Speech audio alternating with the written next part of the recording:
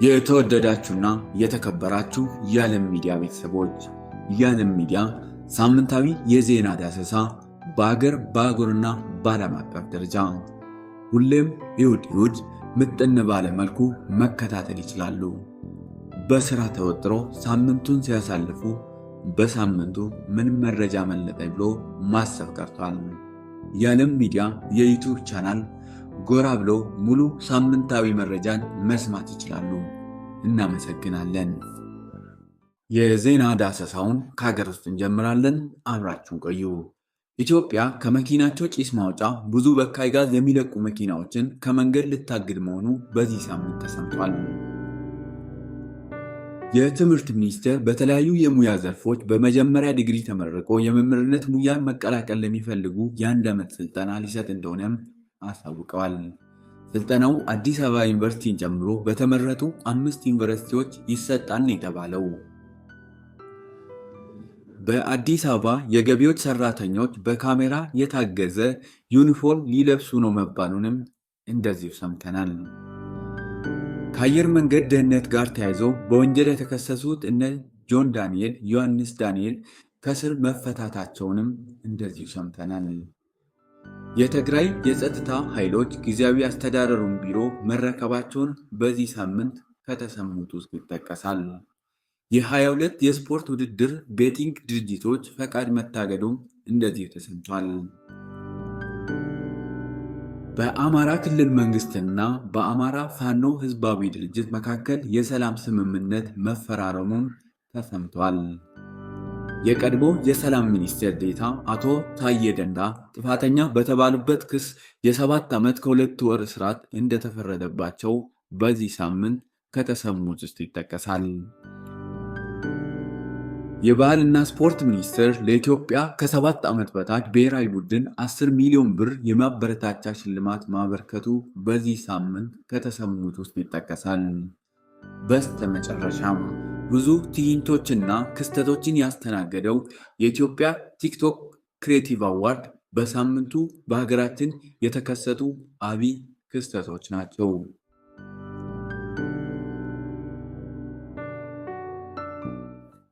በዜና ዳሰሳችን በአፍሪካ በሳምንቱ አዳዲስ ክስተቶችን ቀጥለን እንሰማለን።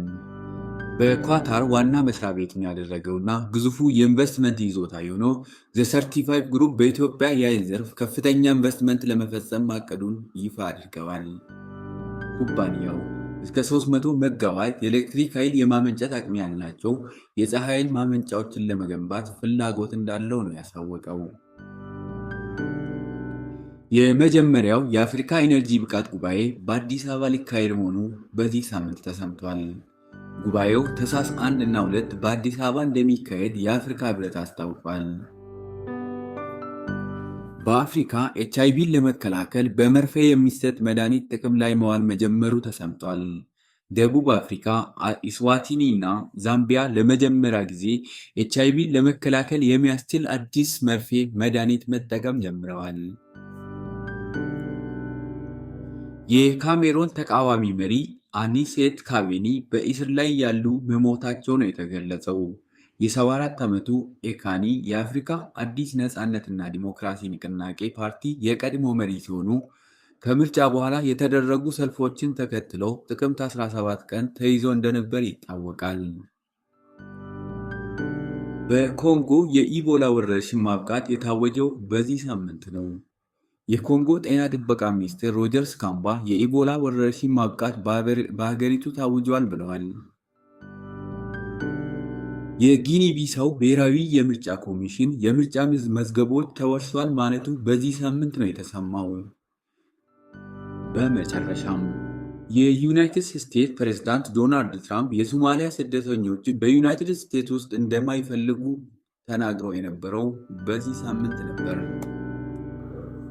በዜና ዳሰሳችን ዓለም አቀፍ ላይ ደርሰናል።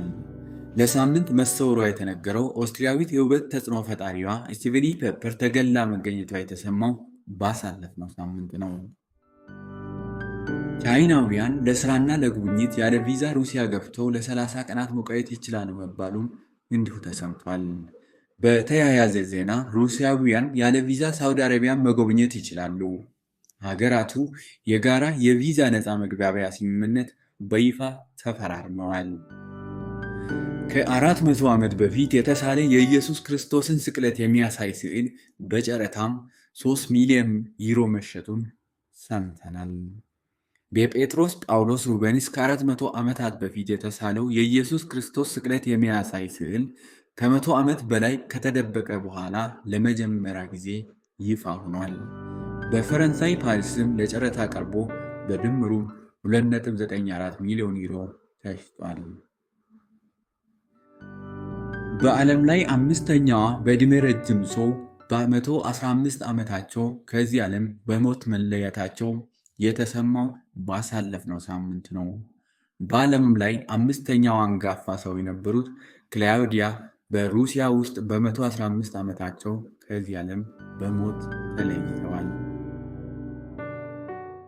ፑቲን ከአውሮፓ ሀገራት ጋር ለመወጋጋት ፍላጎት የለንም፣ አውሮፓ ግን ከፈለገች ዝግጁ ነኝ ማለታቸውንም በዚህ ሳምንት ነው የሰማነው። በአፍጋኒስታን 13 የቤተሰብ አባልን ገድሏል የተባለው ሰው ሕዝብ በተሰበሰበበት በስቅላት መቀጣቱ የተሰማው ባሳለፍነው ሳምንት ነው። በጋዛ 54 ጥንዶች በአንድ ላይ በጅምላ ሰርግ ጋብቻ መፈጸማቸውን የሰማነው በዛው ሳምንት ነው። እስራኤል የራፋ መተላለፊያን የጋዛን ከግብፅ ጋር ያለውን ድንበር ዳግም መክፈቷን ያስታወቀችው በዚሁ ሳምንት ነው። የሩሲያው ፕሬዝዳንት ቭላዲሚር ፑቲን ህንድ ለጉብኝት መገኘታቸውንም ሰምተናል። የህንድ ጠቅላይ ሚኒስትር ናራንድራ ሞዲ በቦታው በአየር ማረፊያ ተገኝቶ ፑቲንን የተቀበሏቸው ሲሆን ፑቲን ሞዲን በተደጋጋሚ እውነተኛ ጓደኛ በማለት ሲጠሯቸውም ተሰምተዋል። በሌላ ዜና ቻይና ለጋዛ የ100 ሚሊዮን ዶላር የሰብአዊ እርዳታ ድጋፍ እንደምታደርግ ያሳወቀችው ባሳለፍነው ሳምንት ነበር። ሰኔ ላይ ለሚደረገው የ26 ፊፋ የዓለም ዋንጫ ዕጣ የማውጣት ስነስርዓት በአሜሪካ በዚህ ሳምንት ተካሂዷል። በተያያዘ ዜና የፊፋ የሰላም ሽልማት ለአሜሪካው ፕሬዝዳንት ዶናልድ ትራምፕ ተሰጥቷል። በስተመጨረሻም በህንድ አንድ ሰራተኛ ጉዳት የደረሰበት የኤአይ ሐሰተኛ የእጅ ምስል ለመስሪያ ቤቱ ልኮ የእረፍት ፈቃድ መውሰዱ አነጋጋሪ ሆኖ ነበር። ሰራተኛው ኖኖ ባናና በሚባል የጎግል ኤአይ ምስል ጄኔሬተር በመጠቀም እጅግ በጣም እውነተኛ የሚመስል የተጎዳ እጅ መፍጠር ችሎ እንደነበርም ተነግሯል። በሳምንቱ በዓለም ላይ ከተከሰቱት አብይ ክስተቶች እነዚህን ይመስሉ ነበር። የተከበራችሁ ዓለም ሚዲያ በየሳምንቱ እሁድ ያመለጣችሁን መረጃ አጠናክሮ ያቀርብላችኋል። በሳምንቱ ምን መረጃ መለጠኝ ብሎ ማሰብ ቀርተዋል?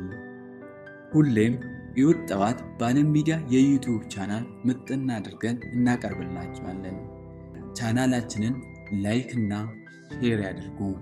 መልካም የእረፍት ቀን ተመኘን።